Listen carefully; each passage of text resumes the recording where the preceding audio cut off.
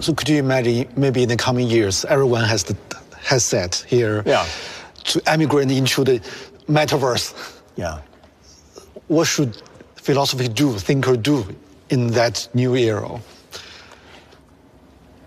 Take the goggles off. Yeah. That's what philosophy should do, take the goggles off. So it would be the mission of philosophy in a metaverse, if it ever came to be, would be to try to take or persuade people to take those goggles off, to imagine a world in which the line between what's virtual and what's real blurs to the point of vanishing. And here's the question. Would such a world be recognizable as a human world? A world in which we had lost even, where we no longer cared even to ask the question, how to locate the line between the virtual and the real.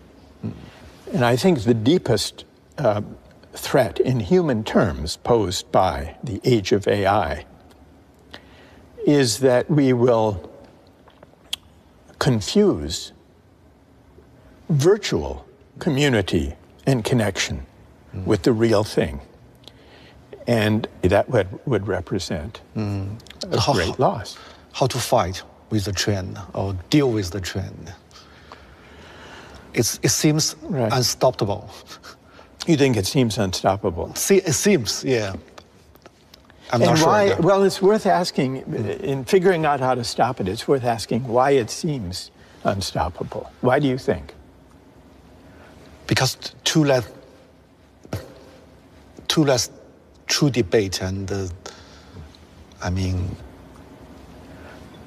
discussion about it.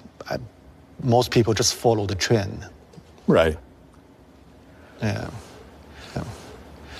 But if I could feel and believe the connection I have through my phone, scrolling and swiping and texting and posting, that connection to people half a world away is the same as valuable as my personal connections to family, friends, neighbors, classmates. Yeah. What would you say to them? I don't know. Why would that represent a loss, I guess is what I'm asking. Why would that represent a loss? I'm curious about too, because, my phone. Yeah. It's the most intimate things we have. We touch intimate. Very intimate. Right. You spend more time with it. Yeah. Yeah. And even through the social media, you talk with so many people. I think sometimes, even most time, because friends live in different places, we through it, but still feel kind of very intimate. Yeah. The similar with me. Intimate. Face to face. Right. So it's a new community. But I'm not so sure about it's less important than the more concrete communities before or the similar. I'm so confused about it. So how to understand it, the change? Yeah. Yeah. Well, and let me ask you this question. Since we're talking about intimacy. Intimacy is an important aspect of this. Yeah. There are now AI-equipped devices, little robots, that you can buy. Let's say you have an aged parent or grandparent who's living alone, maybe in a nursing home, and who's lonely. And you visit them from time to time, but you can't be there every day. You can buy one of these robotic companions, and the robotic companion will carry on a conversation with your loved one, your grandmother, let's say. And let's suppose that your grandmother comes to regard that robotic AI-driven companion as a friend, as an actual friend, sharing intimacies, Yeah. asking advice. And suppose that this relieves the loneliness of your grandmother and makes her happier. She considers this her friend. Would that bother you, or would you welcome that? Welcome. You would welcome It it. doesn't bother me. Yeah. It doesn't bother you at all. Maybe not at all. Maybe a little, but I accept it. You would accept it, Yeah, but yeah. what's the little that bothers?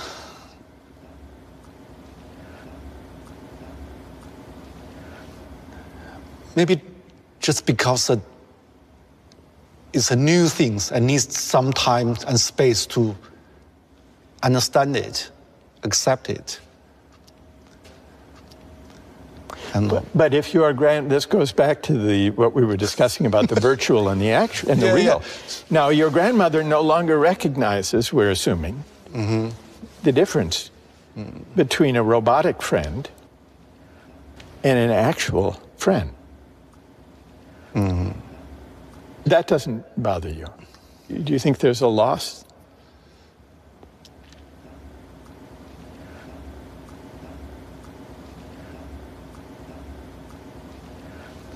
I think the new friend, the toy, is friend of her. Because some books are for friends, even it's just papers. Books. Yeah. So if the grandmother or if you or I were absorbed in a book, Yeah, even we see some old books, it's like friends, yeah. It's spent maybe childhood years with you. and, well, I agree that a book can be a friend and a source of, I would say, genuine companionship. But does it matter that when I'm reading a book and absorbed in a book,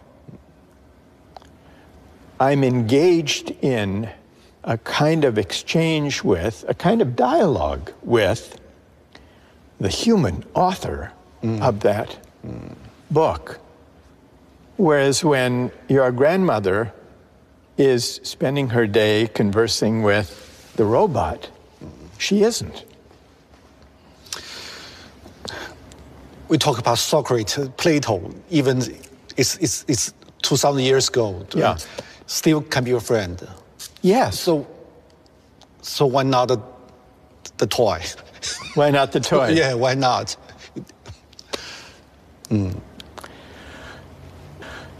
Because it's a machine.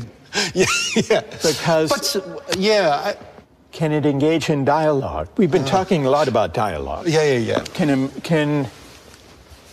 Or put it this way, take a simple example, when we've... Maybe the toy speak like Socrates. So many information about Socrates. Right. Thoughts. Right. In the toy. Like yeah, a chatbot. Yeah, A Socratic chatbot. Yeah. Yeah. We can imagine Socrates from the books, from his dialogue. Yeah. From the books. Yes. Maybe she can imagine something similar from the toy. Yes. The toy is like different books. Because the books is much more sophisticated than we think. Even a book, it's more different layers. Maybe we just can touch it, maybe several layers, but more layers we still can't touch. Maybe. Maybe. If the toy becomes a sophisticated chatbot that is programmed on Socrates or Dostoevsky. Yeah. Well, let me ask you this. Suppose your grandmother passes away, but she has left all of her digital data, all of her emails, all of her social media, recording of her experiences, and created a digital avatar using machine learning so that you're mourning the loss of your loved one, but you can still carry on conversations with her, and so can your children, and so can their children with their great-great-grandmother, and ask her advice, can introduce her to a new boyfriend or girlfriend, ask her opinion. Now, in principle, machine learning, AI-generated chatbots, as they become perfected, could provide a kind of virtual immortality, in which case the line that's being blurred is not only between the virtual and the actual, but between living and not living. What about that? Would you want to speak to the virtual digital avatar of your great-grandmother? Maybe maybe I will. I guess I would, because because in those days we see picture of them. Yeah, their letters. Photo.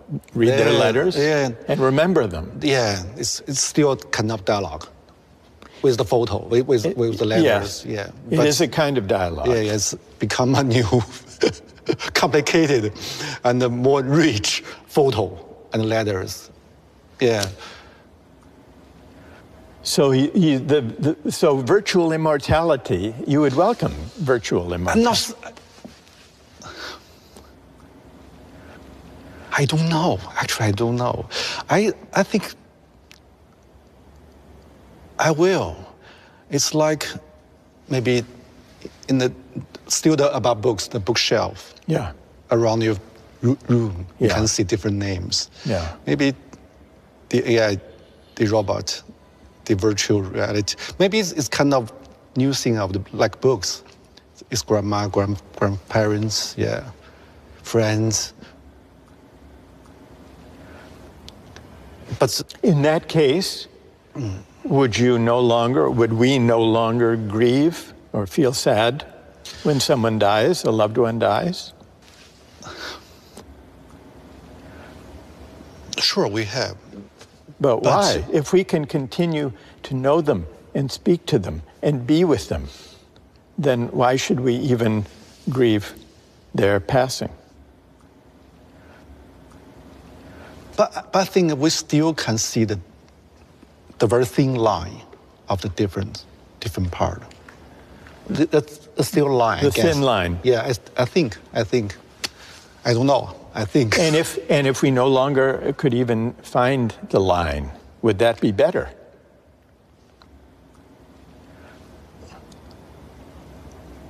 Or worse? No, I don't think so. It wouldn't be better.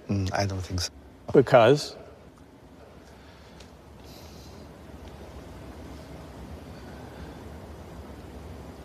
If we human being can't feel loss, maybe part of us will disappear.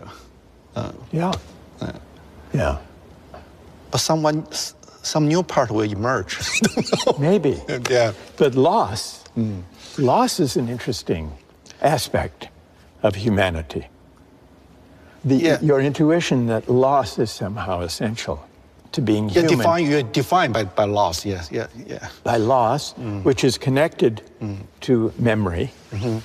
Maybe this is another way of describing what would be lost if the line between the virtual and the real were altogether blurred. Well,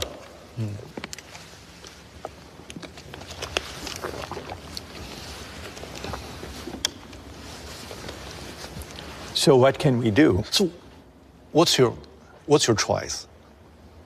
The same question. What's your choice? I think there would be a loss. Will you accept it? I mean, but would I go to speak to the virtual avatar of my grandmother? Maybe as a curiosity to see how the machine worked, but not thinking that this was being in the presence of my grandmother. In fact, the idea of human presence and why it matters is one of the most important questions posed by new technologies and AI. It's another way of asking the questions we've been discussing just now.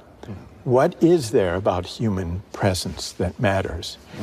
I've thought about this in connection with teaching because, as you know, we did an experiment some years ago and filmed and put the justice class online. Yeah.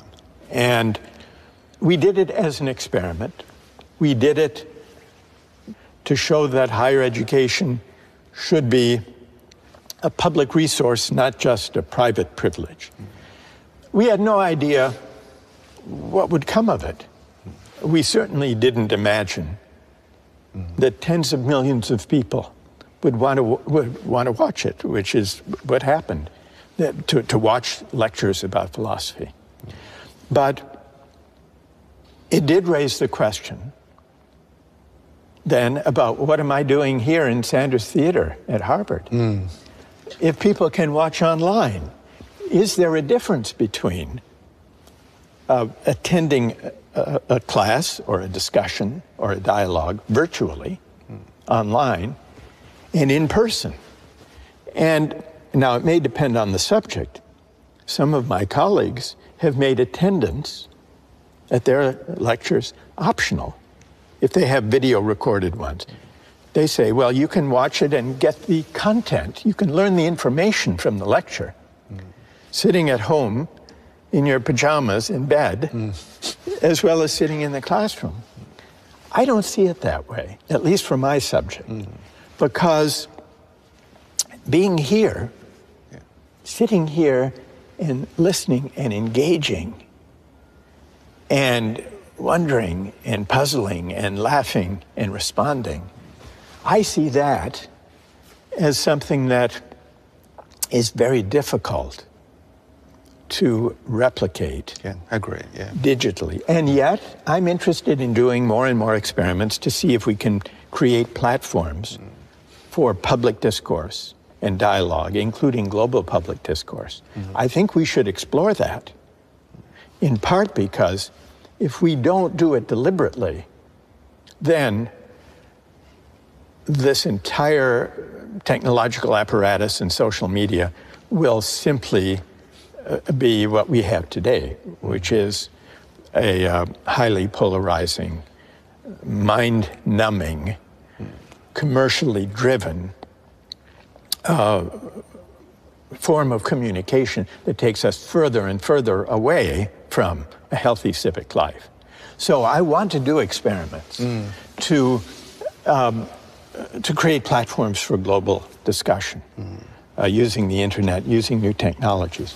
But I don't think it will ever be possible fully to replace the human presence that learning at its best and dialogue at its best requires.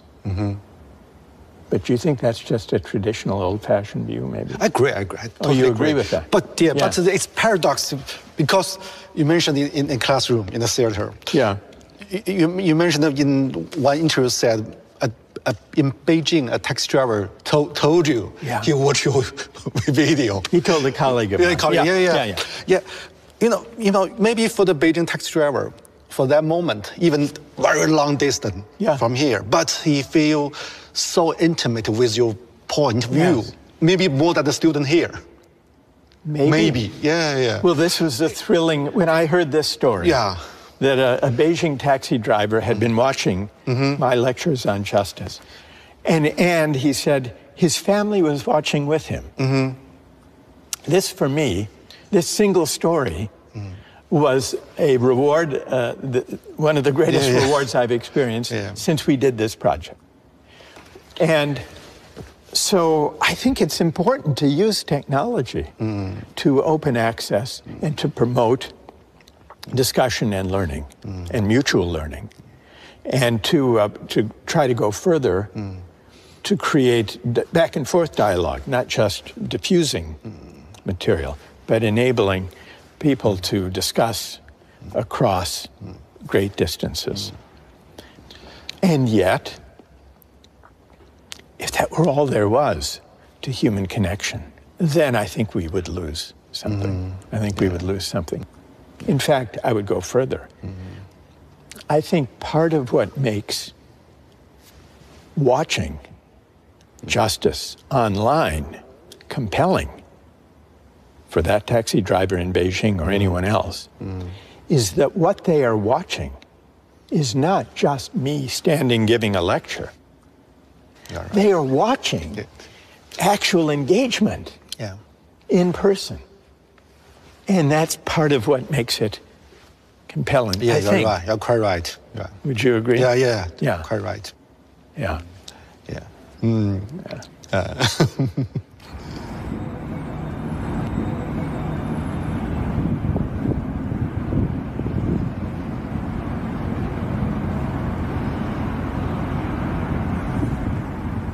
I'd like to invite you to offer your views about an incident, a story that I read about, where a 17-year-old boy sold his kidney.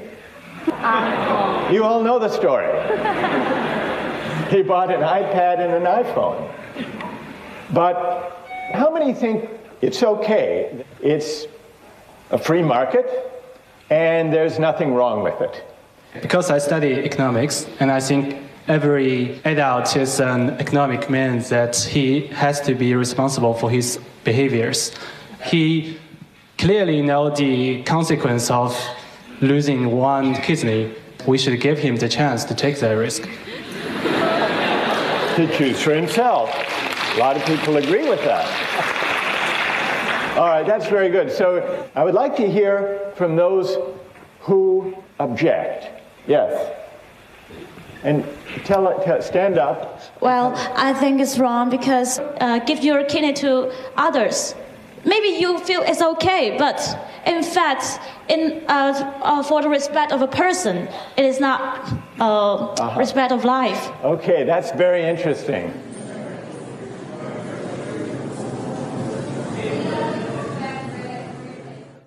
Even facing the same concept like justice. Yeah.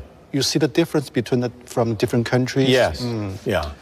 It's prompted me to reflect on why there are these differences when I encounter them. When I had these conversations with young people in China in the 2000s, what struck me was, first, they did have very strong pro-market moral intuitions, as I mentioned. And I would put a lot of examples to students and to the audience, asking them whether they think this or that social practice should be governed by money or by other norms. So I put questions like this. What struck me was the moral intuitions about buying and selling were similar in the US and China. In Eastern Europe, it was similar. In Poland, for example. Most European countries, it was quite different. You think why? Why? Similar mentality? I think it's because, especially in the early 2000s, that China had experienced, the young generation had grown up with the market reforms. And it had been a period of tremendous economic growth. It's kind of freedom for them. Yeah, it was an expression of freedom and rising affluence, but especially of freedom. But at the same time, they were looking for meaning that markets could not provide. And so the search for meaning persisted even after the market triumphalist moment. And I think that one of the reasons that people were drawn to the Justice book was this sense that there are moral meanings that lie beyond markets and beyond economics. What do you think? Yeah, maybe we're facing two choices or different choices. We can't choose the best one. There are no best one. Just less evil. Just less evil one, maybe. But I wouldn't regard these as closed alternatives.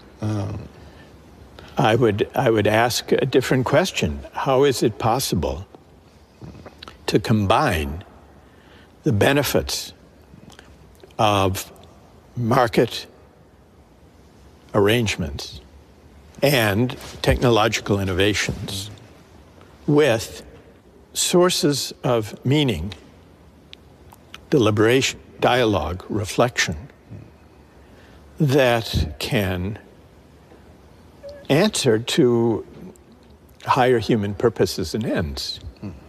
Our mistake is not to use markets to organize economic activities. Our mistake is not to hope that technological innovations will deliver real improvements to the way we live our lives. Our mistake is the tendency to think that markets and technology by themselves can define human purposes and ends. They can't. And when we put too much faith in them, when they become a kind of faith, almost a kind of religious faith, markets and technology, then we're bound to be disappointed. And when the disappointment comes, the disappointment may take harsh, dangerous forms. So the situation is so complicated. What kind of solution we can provide? We try to build dialogue, but very difficult. I think we need to focus less on arming people for meritocratic competition and focus more on contending with inequalities of income and wealth, but also inequalities of honor, recognition, and esteem. And this means we have to renew the dignity of work. We have to broaden our conception about what counts as a valuable contribution to the common good. And we need the kind of class-mixing institutions in civil society that will lead us to encounter one another, to be in one another's presence, not only in our phones, all the more so when our societies are divided and polarized, because the people we encounter tend to be people only like ourselves. We need to overcome that. But every solution, every theory always has its own flaw. Yeah. So how about your solution? Your attack the meritocracy, but maybe your theory, your book still has kind of flaw. Maybe you must overcome. What kind of flaw it is? Right. Yeah. Well, what flaws have you identified? Let's start with that. I don't know. Maybe too idealistic. Too idealistic? Yeah. You think so? I don't know. That what I've just suggested is really too much to hope for. I don't think that reducing inequality and renewing the dignity of work and creating a greater equality of condition and recognition will happen anytime soon. They're not easy projects to undertake. So I want to be realistic about that. But do you think, should philosophy be more responsible for the historical consequence or not? The idea and the reality, Russell, Hegel. Yeah. They talk about inequality, talk about the virtue, but the consequence may be this one. Yes. Yeah, extreme opposite. Yes. How to see the paradox?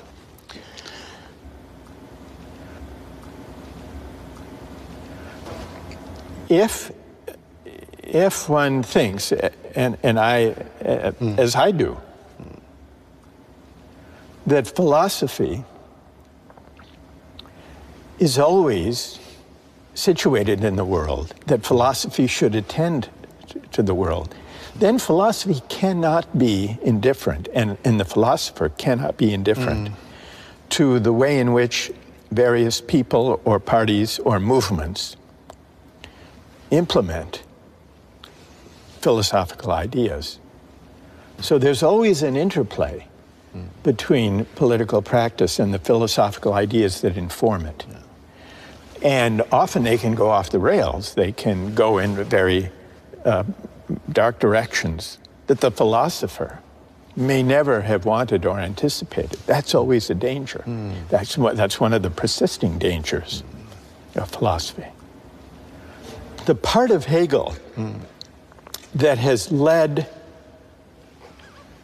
political practice astray in wrong direction, that teaches that history has a single ultimate destination, and that it takes a certain shape, that has contributed to some of the dangerous movements in history who may have been inspired by the idea that history points in a certain direction, and that it's our responsibility either to let history unfold or to help history unfold to reach that final destination once and for all. I think the phrase or the idea, once and for all, is a deeply dangerous idea. And I think it's at odds with the philosophical spirit of questioning, contesting, offering competing interpretations.